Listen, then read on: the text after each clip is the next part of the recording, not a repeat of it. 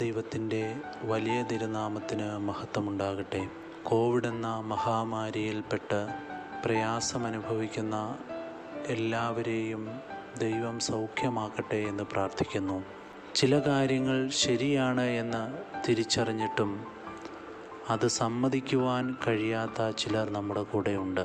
മറ്റുള്ളവരുടെ കഴിവിനെ അംഗീകരിച്ചു കൊടുക്കാതെ അവർക്കെതിരെ ചിലപ്പോൾ നമ്മൾ കുറ്റാരോപണങ്ങൾ നടത്താറില്ലേ? നമ്മൾ എല്ലാവരേക്കാളും വലിയവരാണ് ആകണമെന്ന് ചിന്തിക്കുന്നത് സ്വാഭാവികമാണ്. അത് വളർച്ചയ്ക്കൊരു പോസിറ്റീവ് ഘടകവും അതിൽ കൂടി മാത്രമേ നമുക്ക് വളരുവാനും സാധിക്കുകയുള്ളൂ. എന്നാൽ മറ്റുള്ളവർ വളരരുതെന്ന് ചിന്തിക്കുകയും അവരെ തകർക്കുവാനായി, അവരുടെ വളർച്ചയെ തടയുവാനായി അവർക്കെതിരെ അന്യായങ്ങൾ ആരോപിക്കുകയും ചെയ്യുന്നത് തികച്ചും ശരിയല്ല. വിശുദ്ധ മർക്കോസിൻ്റെ സുവിശേഷം 3-ാം അധ്യായം 20 മുതൽ 30 വരെയുള്ള വേദഭാഗത്ത് നാം മനസ്സിലാക്കുന്നത് ഇങ്ങനെ ചിലതൊക്കെയാണ്. പ്രിയമുള്ളവരെ, ക്രിസ്തു ഭക്ഷണം പോലും കഴിക്കുവാൻ മറന്നുപോയി തൻ്റെ ദൗത്യത്തെക്കുറിച്ചുള്ള വലിയ ആഗ്രഹങ്ങൾ കൊണ്ട്. അത് തിരിച്ചറിയാതെ പോയ ബന്ധുജനങ്ങളെയും അവൻ്റെ പ്രവർത്തനങ്ങളുടെ സദുദ്ദേശം മനസ്സിലാക്കുവാൻ പറ്റാത്ത ശാസ്ത്രിമാരെയും പരിചയപ്പെടുത്തുന്ന ഒരു വേദഭാഗമാണ് ഇത്. ചിലപ്പോൾ നമ്മുടെ ജീവിതത്തിലെ ചില ദൗത്യങ്ങൾ അത് മറ്റുള്ളവർക്ക് മനസ്സിലാകാതെ വരുമ്പോൾ അവർ നമ്മെ പഴിക്കുന്നത് സ്വാഭാവികമാണ്. അതുപോലെ തന്നെ ക്രിസ്തുവിൻ്റെ യഥാർത്ഥ ദൗത്യത്തെക്കുറിച്ച് മനസ്സിലാക്കാത്ത ബന്ധുജനങ്ങൾ ദൗത്യ നിർവഹണത്തിൽ മുഴുകി ഭക്ഷണം പോലും കഴിക്കുവാൻ മറന്നുപോയ ക്രിസ്തുവിനെ ബുദ്ധിഭ്രമമുണ്ട് എന്ന് പറയുന്നു. ബന്ധുക്കൾ ശത്രുക്കളാകുന്നത് ഇവിടെയാണ്. തങ്ങൾ ചിന്തിക്കുന്നത് പോലെ തന്നെ തങ്ങളുടെ മക്കളും ബന്ധുക്കളും ആയിത്തീരണമെന്ന് ചിലപ്പോൾ നമ്മൾ ശഠിക്കാറില്ലേ? ഈ ശാഠ്യം മറ്റൊരാളുടെ സ്വാതന്ത്ര്യത്തിൻ്റെ ചുവട്ടിൽ കോടാലി വയ്ക്കലാണ്. അവന് പറന്നു വളരുവാനുള്ള വികായസിനെ ആകാശത്തെ തടയലാണ്. അതുകൊണ്ട് തീർച്ചയായും നമ്മുടെ ഉദ്ദേശത്തെക്കാളും അവൻ്റെ ദൗത്യത്തെ മനസ്സിലാക്കിക്കൊണ്ട് മുമ്പോട്ട് പോകണമെന്ന് നാം തിരിച്ചറിയണം. ഒരു കൂട്ടം യഹൂദ പണ്ഡിതന്മാർ ക്രിസ്തുവിൻ്റെ അത്ഭുത പ്രവൃത്തിയെയും അവൻ്റെ ഉപദേശത്തെയും പരീക്ഷിച്ചറിയുവാനായി ക്രിസ്തുവിൻ്റെ അടുക്കൽ വരുന്നതും ഈ വേദഭാഗത്ത് നമ്മൾ കാണുന്നുണ്ട്. പക്ഷെങ്കിൽ ക്രിസ്തുവിനെ തിരിച്ചറിയുവാൻ പറ്റാതെ പോയ ആ ശാസ്ത്രികൾ അവൻ ഭൂതങ്ങളെ പുറത്താക്കുന്നത്, സൗഖ്യമാക്കുന്നത് ഭൂതങ്ങളുടെ തലവനെ കൊണ്ടാണ് എന്ന് പഴി പറയുന്നു.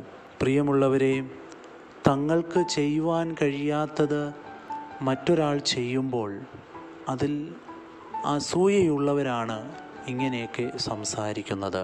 ക്രിസ്തുവിന് മറുപടി പറയുന്നത് ഇത് ആത്മാവിന് എതിരായ പാപമായിട്ടാണ്.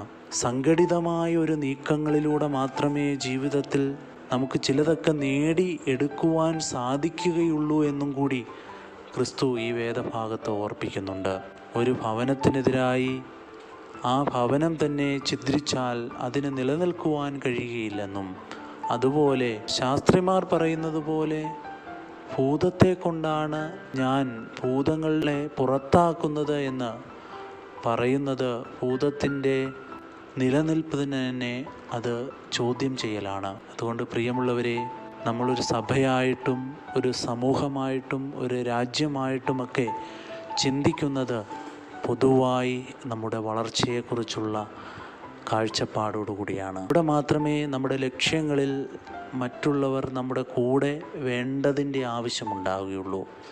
പലപ്പോഴും നമ്മൾ സ്വന്തമായി വളരുവാനായി ഇഷ്ടപ്പെടുന്നവരാണ്. അത് ആവശ്യവുമാണ്. പക്ഷേ അതിനപ്പുറമായി ഒരു സാമൂഹിക പ്രതിബദ്ധത, പ്രത്യേകിച്ച് ഈ കാലഘട്ടത്തിൽ മറ്റുള്ളവൻ്റെയും കൂടി ആരോഗ്യം എൻ്റെ ആരോഗ്യമാണ്, എൻ്റെ ശുചിത്വമാണ്, എൻ്റെ സംരക്ഷണയാണ്, എൻ്റെ ആഗ്രഹമാണ് എന്ന് വിചാരിക്കുമ്പോഴാണ് നമുക്ക് ഈ മഹാമാരിയെ പോലും തടഞ്ഞു നിർത്തുവാൻ സാധിക്കുന്നത്. അതുകൊണ്ട് ഈ വേദഭാഗം ചില കാര്യങ്ങൾ നമ്മെ ഓർമ്മപ്പെടുത്തുന്നുണ്ട്. നമ്മുടെ ജീവിതത്തിൽ നമ്മെക്കാളും ഉപരിയായി മറ്റൊരാളുടെ കഴിവിനെയും മറ്റൊരാളുടെ ഉയർച്ചയെയും നമ്മൾ ലാക്കാക്കണമെന്ന് ഈ വേദഭാഗം ഓർപ്പിക്കുകയാണ്.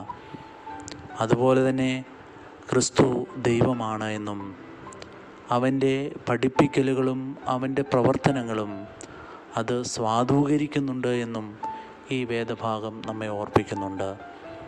അതുകൊണ്ട് ഈ ഞായറാഴ്ച നമുക്ക് ക്രിസ്തുവിലേക്കുള്ള സഞ്ചാരപാതയായി തീരട്ടെ. ക്രിസ്തു നമ്മെ എല്ലാവരെയും അനുഗ്രഹിക്കുമാറാകട്ടെ.